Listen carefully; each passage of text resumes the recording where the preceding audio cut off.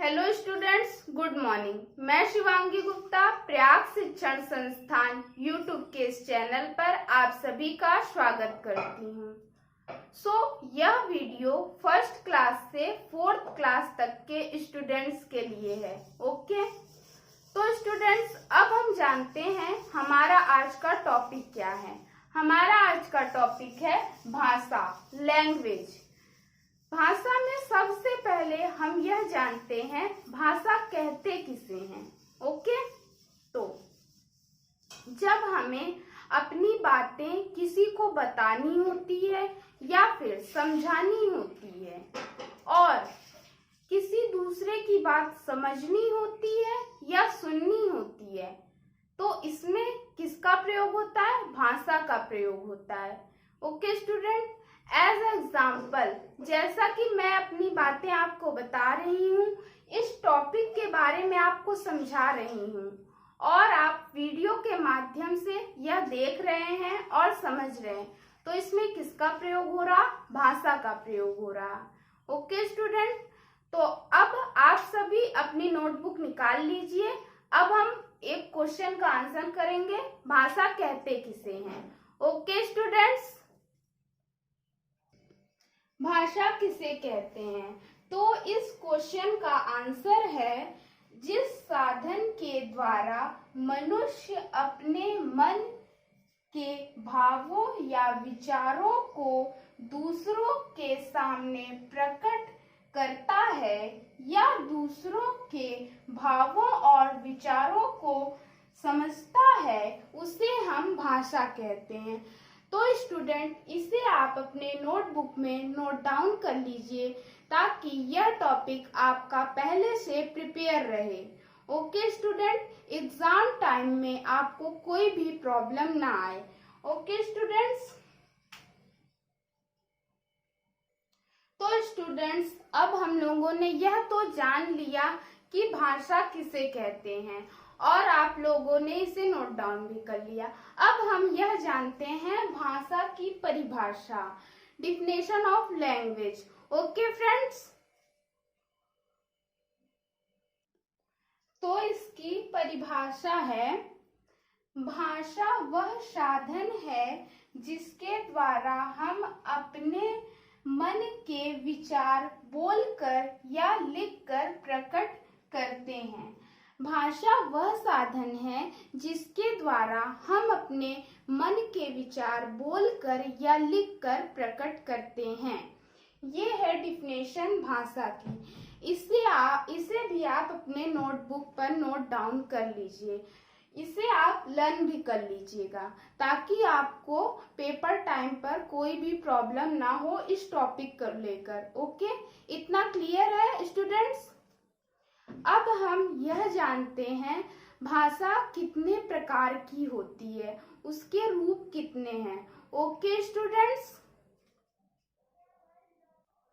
भाषा के रूप, भाषा के मुख्यतः दो रूप होते हैं। भाषा के कितने रूप होते हैं? भाषा के मुख्यतः दो रूप होते हैं।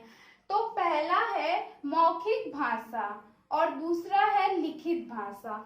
मौखिक भाषा का यूज सबसे अधिक हम लोग करते हैं, लिखित भाषा का भी यूज करते हैं, बट मौखिक भाषा का यूज हम लोग अधिक करते हैं। अब हम लोग इसकी डिटेल्स जानते हैं। ओके स्टूडेंट्स, तो हमारी पहली प्रकार है मौखिक भाषा। बोलना भाषा का पहला रूप है। बोलना, हमारी बोली भाषा का पहला रूप है। अब हम इसके लिए थोड़ा सा और पढ़ते हैं।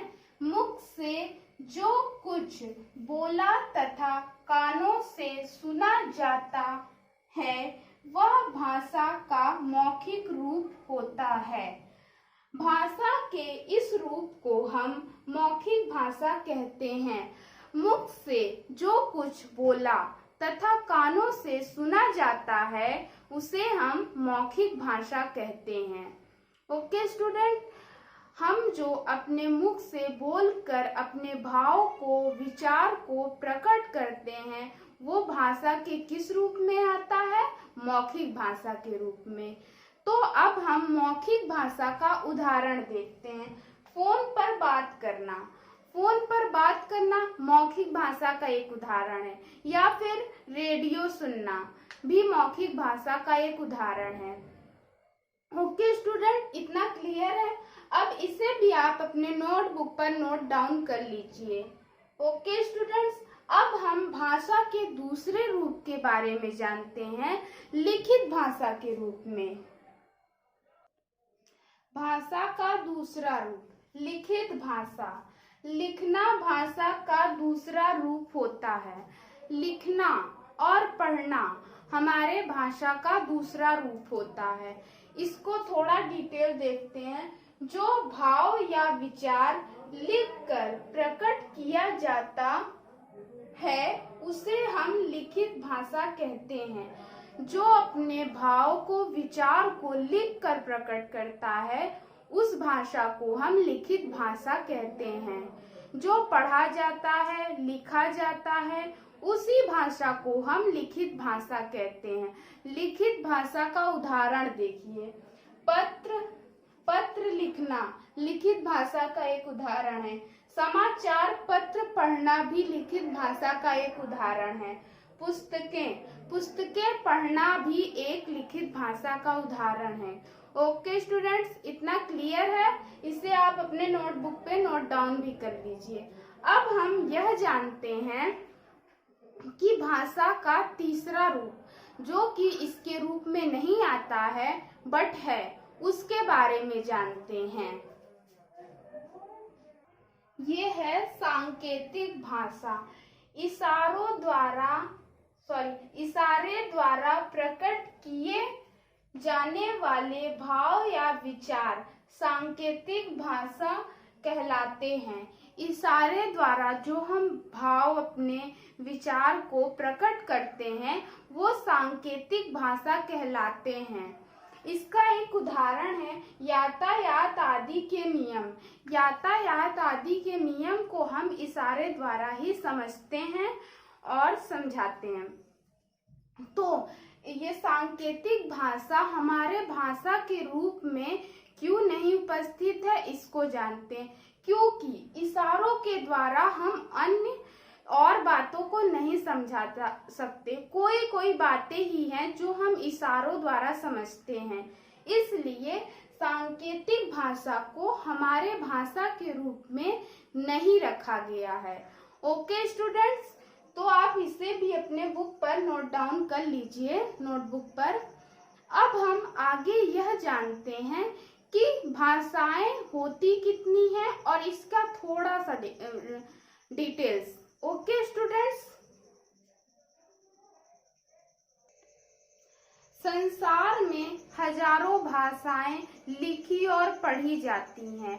अकेला भारत ही ऐसा देश है जहां भारतीय संविधान में 22 भाषाओं को मान्यता मिली है। ओके स्टूडेंट्स, आप के लिए यह जानना जरूरी है कि 8वीं अनुसूची में इन 22 भाषाओं को मान्यता मिली है।